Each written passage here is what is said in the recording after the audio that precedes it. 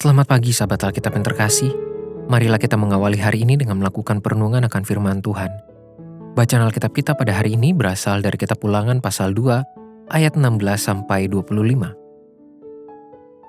Maka ketika dari bangsa itu telah habis binasa semua prajurit, berfirmanlah Tuhan kepadaku, pada hari ini engkau akan berjalan melintasi perbatasan Moab, yakni Ar, maka engkau sampai ke dekat Bani Amon. Janganlah melawan mereka dan janganlah menyerang mereka, sebab aku tidak akan memberikan kepadamu apapun dari negeri Bani Amon itu menjadi milikmu, karena aku telah memberikannya kepada Bani Lot menjadi miliknya. Negeri ini pun dikira orang negeri orang Refaim.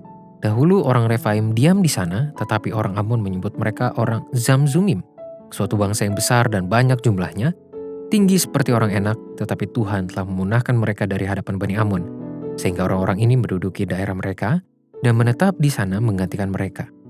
Seperti yang dilakukan Tuhan bagi Bani Esau yang diam di Seir ketika ia memunahkan orang Hori dari hadapan mereka, sehingga mereka menduduki daerah orang Hori itu dan menetap di sana menggantikan orang-orang itu sampai sekarang.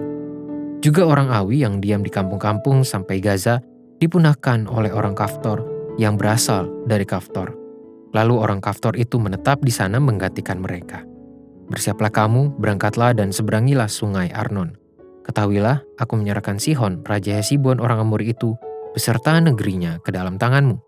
Mulailah menduduki negerinya dan seranglah Sihon. Pada hari ini, aku mulai mendatangkan ke atas bangsa-bangsa yang di seluruh kolong langit keseganan dan ketakutan terhadap kamu. Sehingga mereka menggigil dan gemetar karena engkau apabila mereka mendengar tentang kamu. Mungkin saja ada orang yang menganggap bahwa pertumbuhan iman hanya dapat ia alami di ruang-ruang ibadah maupun kegiatan-kegiatan yang berhubungan langsung dengan kegiatan gereja. Entah itu paduan suara, pendalaman Alkitab, persekutuan doa, dan lain sebagainya. Itu semua memang menjadi cara yang baik, namun pertumbuhan iman juga dapat terjadi melalui cara-cara lain yang bahkan tidak pernah kita duga. Tuhan memberikan cara yang begitu menarik dan mendidik umat Israel. Di tengah pengembaraan di padang gurun, sebagai proses pembentukan mental, karakter, dan iman mereka, Tuhan sedang membuka mata umat Israel mengenai peran Tuhan. Bahkan perjalanan mereka yang melewati wilayah orang Moab dan orang Amon pun telah menjadi cara dari Tuhan untuk menunjukkan kepada mereka mengenai kuasa dan peran Tuhan bagi bangsa-bangsa tersebut. Tuhan telah berulang kali menegaskan bahwa orang Moab dan orang Amon dapat hidup di tanah itu karena peran Tuhan semata.